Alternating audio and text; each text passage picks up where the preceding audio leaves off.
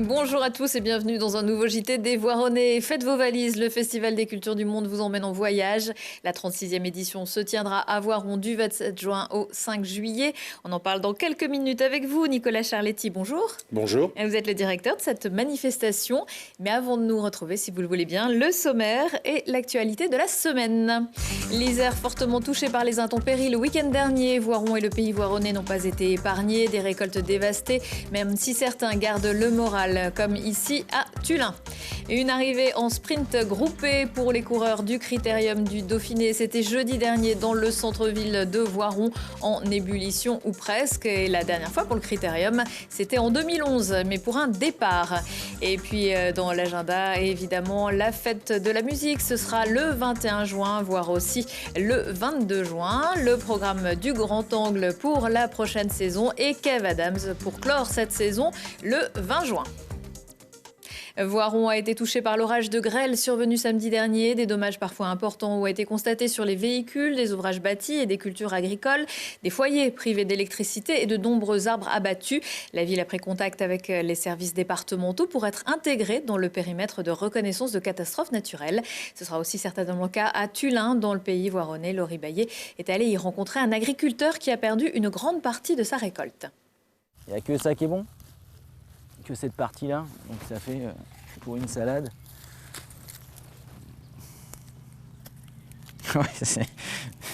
Ouais, je pense que c'est le meilleur de la salade, hein, mais c'est un petit peu léger.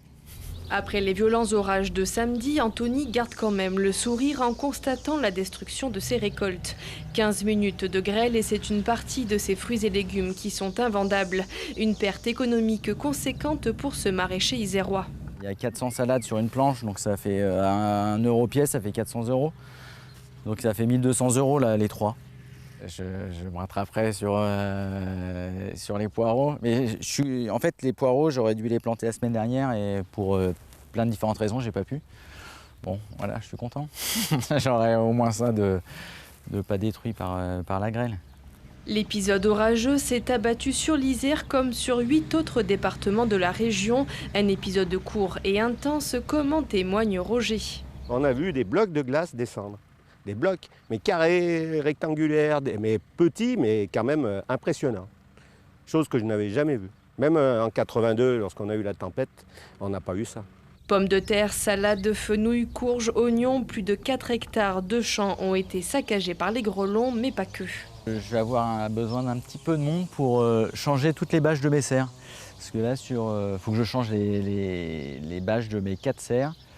C'est pas forcément très long, en une journée ça va pouvoir se faire, mais il faut être assez nombreux, parce qu'il faut tirer au moins une dizaine. Donc s'il y a des motivés. En attendant le classement en catastrophe naturelle d'ici peu, les sinistrés doivent se déclarer auprès de leur assurance le plus rapidement possible. À Voiron, l'histoire du vélo s'écrit aussi au Critérium. La course autour du Dauphiné, qui s'était lancée il y a une dizaine de jours, faisait étape jeudi dernier à Voiron, après le Pays viennois ou la plaine de la Bièvre. Les coureurs ont fait leur entrée dans la capitale de la Chartreuse via Saint-Jean-de-Moiran.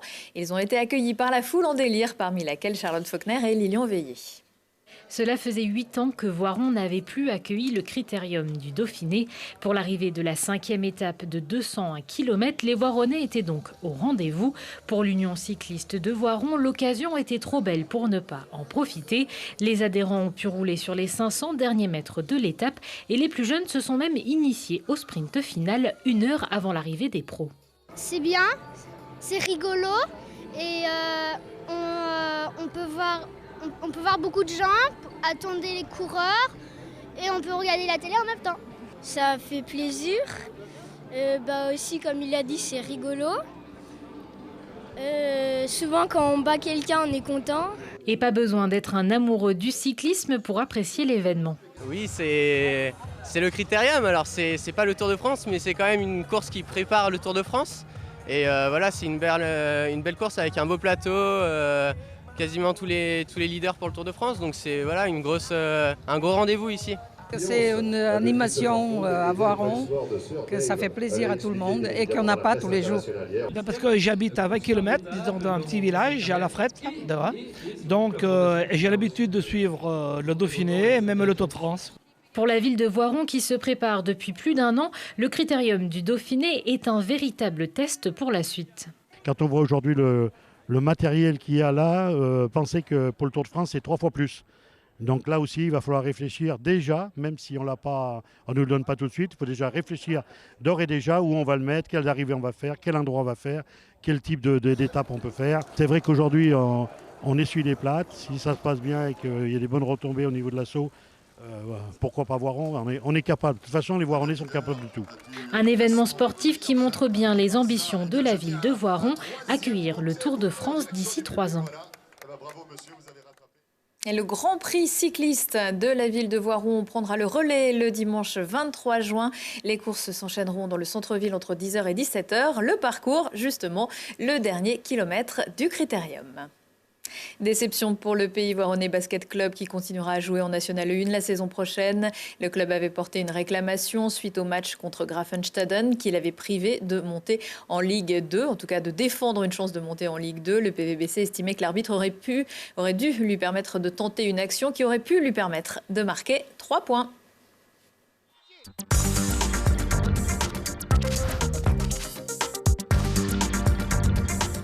Le monde est à eux. Depuis 36 ans, le Festival des Cultures du Monde anime Voiron début juillet. Vous faites partie de l'équipe organisatrice, Nicolas Charletti. Vous êtes même le directeur de cet événement. Cette année encore, vous allez nous emmener très loin, du 27 juin au 5 juillet. On parle de culture du monde ou de folklore. Est-ce que c'est la même chose ?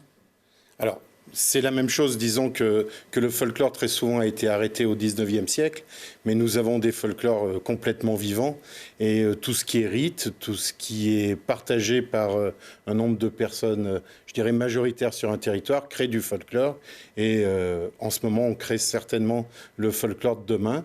Ensuite, le Festival des Cultures du Monde, si au départ accueillait des groupes folkloriques, et c'est toujours le cas fort heureusement, c'est ouvert sur plein d'autres activités et on essaye d'accueillir tous ces pays avec toute leur culture, qu'elle soit cinématographique, culinaire et même maintenant les arts de la rue sont représentés.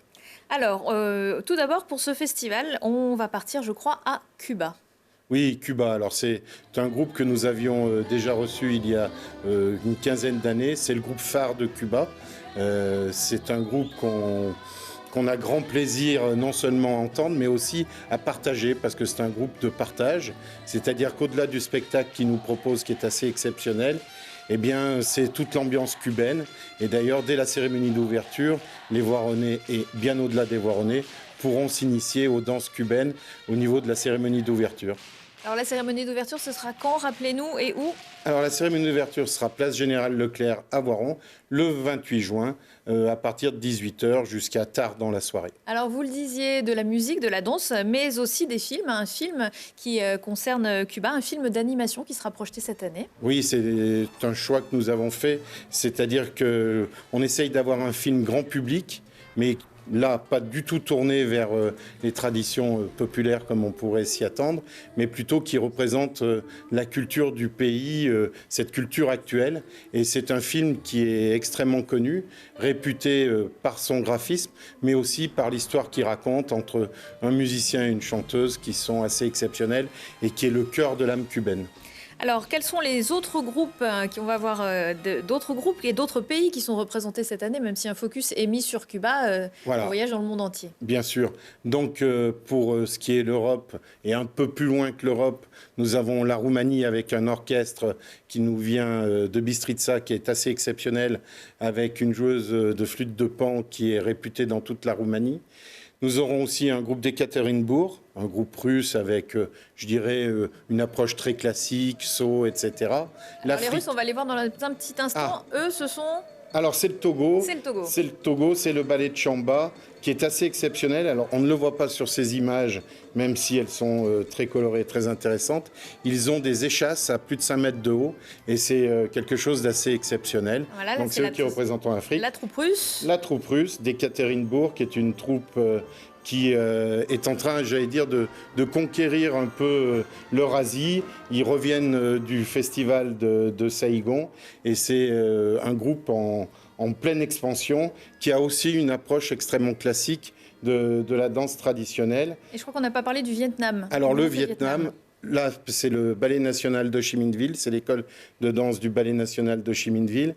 Il faut savoir que là par contre c'est une approche beaucoup plus moderne de la danse traditionnelle avec une évolution. Et à cette occasion d'ailleurs nous aurons le plaisir d'accueillir le directeur du Centre culturel du Vietnam à Paris qui accompagnera cette troupe. Alors des spectacles, ce sera à Voiron mais aussi dans le pays voironnais? Alors, ça sera à Voiron, dans le pays voironnais, même au-delà du pays voironnais. Et puis, on a oublié un groupe qui est le Mexique, très coloré et qui va nous emmener très très loin puisqu'ils ont un tableau qui remonte à la période aztèque.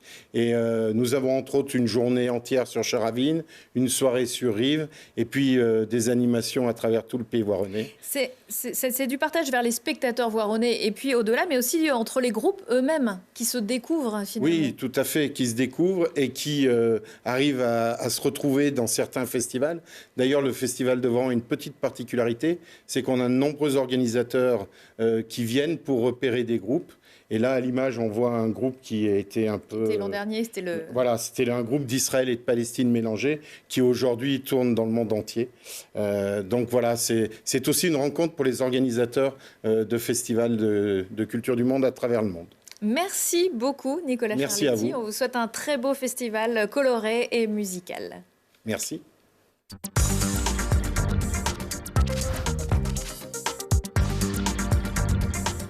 Et justement, le 21 juin, c'est la fête de la musique. Vendredi, les groupes amateurs ou professionnels se succéderont sur différentes scènes de la ville dès la mi-journée au centre social Charles Béraudier, mais surtout en soirée avec au Jardin de Ville à 18h pour écouter le fameux gamelan Sécar sans date. Ça aussi, c'est de la culture du monde ou une demi-heure plus de son, sans oublier le logis des collines, des chorales devant la librairie Colibri, l'Union musicale sous ville. C'est parti pour les réservations après les présentations de la saison 2019-2020. Mardi dernier, le Grand Angle a ouvert dans la foulée sa billetterie sur Internet. Parmi les spectacles proposés par la scène du pays voironnais, l'année prochaine, toujours pas mal d'humour avec Jérôme Commandeur, Guillaume Meurice ou Michel Bernier, de la musique avec Grand Corps Malade ou Stéphane Echer, du théâtre avec Kiev ou la compagnie Malka. Les places achetées par courrier, sur place ou par téléphone ne seront disponibles qu'à compter du 3 septembre. Mais avant cela, le dernier spectacle de la saison 2018-2019 au Grand Angle, ce sera celui de Kev Adams, jeudi 20 juin à 20h. Depuis ses débuts sur scène dans la série Soda, le petit Kevin a bien grandi et fête ses 10 ans de métier, ses 5 millions de followers, ses succès sur grand écran et puis un retour aux sources. On se quitte en musique avec Quintana Dead Blues Experience qui sera en concert dans le cadre de la fête de la musique, mais le samedi 22 juin dans la soirée à Vorep. Comme ça, vous pouvez aller le 21 à Voiron, le 22 à Vorep. Voix et guitare toujours assurées par Piero Quintana. Excellente semaine à tous.